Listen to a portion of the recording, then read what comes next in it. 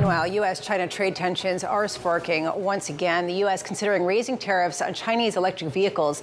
This, according to the Wall Street Journal, trying to limit reliance on China's EV industry and shield domestic production. The world's leading superpowers are locking horns. Game on here. A trade war between the United States and China is here.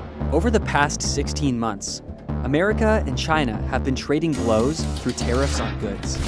We are looking at a reality that has, a 25% tariff on every single product that would come in from China. The relationship between China and the United States is currently facing its most significant challenge since the establishment of diplomatic ties 4 decades ago. As the U.S. plans to constrain China, disruptions are evident in the trade between these two leading economies. While the U.S. believes that China heavily relies on its market and technology, this perception is not entirely accurate. Despite the U.S. remaining a crucial market for China, Chinese entities are swiftly exploring alternative markets to offset losses experienced in the U.S. market. Looking forward, there is anticipation that China can achieve economic growth without heavy reliance on the U.S. market. In this discussion, we will delve into how China has fostered new partnerships to counter U.S. containment efforts, reduce dependence on the U.S., and potentially even surpass it economically. Firstly, China is strengthening relations in the Middle East. Despite recent upheavals in the Middle East, including conflicts like the Israel-Hamas war and escalating violence in various regions, China has emerged as a significant player, marking the past year as a success.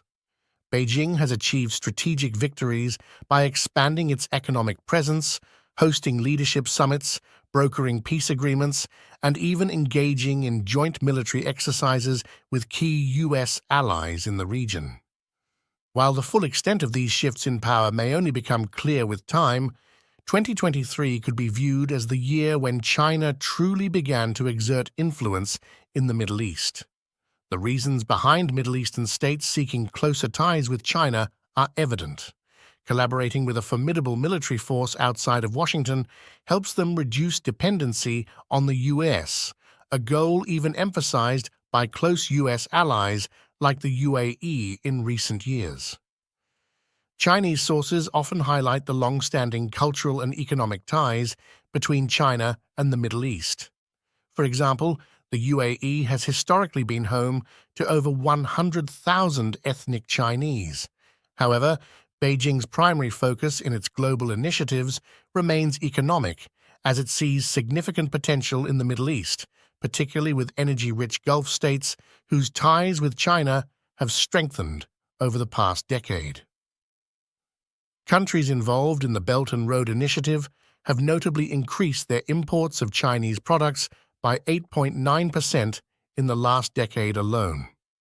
Additionally, bilateral trade between the Persian Gulf countries and China surged by a record 44.3% in 2021. Even amid a global economic slowdown in 2022, trade between the Gulf countries and China continued to grow by 27.1%, contrasting sharply with declining trade between China and both Japan and the United States. Chinese exports to the Middle East have steadily risen, climbing from $140 billion in 2018 to $226 billion in 2022, and further increasing from $164 billion in the first 9 months of 2022 to $179 billion in the same period of 2023. Moreover, countries like the United Arab Emirates, Saudi Arabia, and Egypt have joined BRICS, an economic coalition formed as a counter to Western influence. With the inclusion of Saudi Arabia, the UAE, and Iran, this expanded group now comprises 3 of the world's largest oil exporters, accounting for 42% of global oil supply. An expanded BRICS would encompass both oil and gas exporters, along with the 2 largest importers, China and India. Members of this group share an interest in establishing alternative trade mechanisms outside the G7 financial sector. For de-dollarization to occur, the petrodollar system must first collapse. Given that crude oil is the world's most significant commodity, a substantial portion of oil trade is conducted in dollars. Therefore, with the largest oil exporters and importers within BRICS, there's a possibility that BRICS members could facilitate trade without relying on the dollar, leading to the eventual faltering of the petrodollar system. This highlights why China is actively forming alliances in the Middle East.